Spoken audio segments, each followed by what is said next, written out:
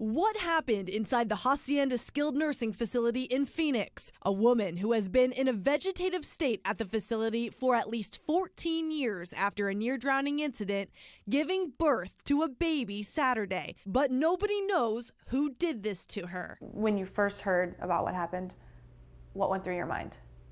How could it happen? And just anger and sadness, sick to my stomach. This woman, familiar with what happened, has asked us to conceal her identity and voice. She says employees could not believe what was unfolding inside the victim's room. And the staff were aware that she was pregnant until she was pretty much giving birth. How were they alerted to the fact that she was going into labor? From what I've been told, she was moaning.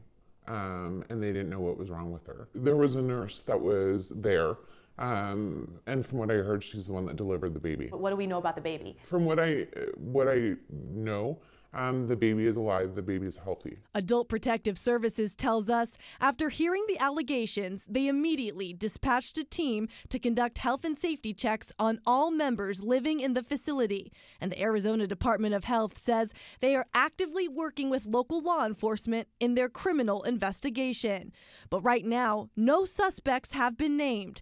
And our source says this patient required round-the-clock care, and many would have had access to her room. So those patients saw quite a few people in just a day time. Yeah.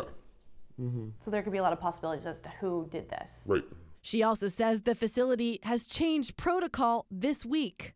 I was told that as of now, if a male staff needs to enter a female room, that they need to bring in a female employee with them.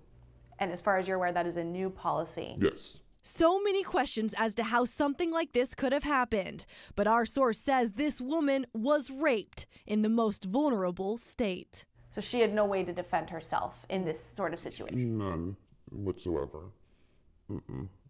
And not even able to communicate the fact that she was pregnant.